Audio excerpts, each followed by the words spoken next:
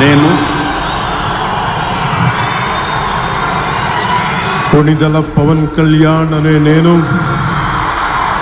శాసనం ద్వారా నిర్మితమైన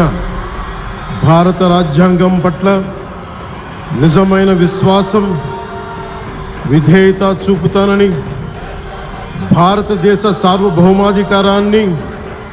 సమగ్రతని కాపాడుతానని, ఆంధ్రప్రదేశ్ రాష్ట్ర మంత్రిగా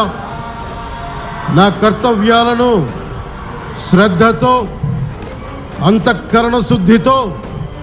నిర్వహిస్తానని, భయం కానీ, పక్షపాతం కానీ, రాగద్వేషాలు కానీ లేకుండా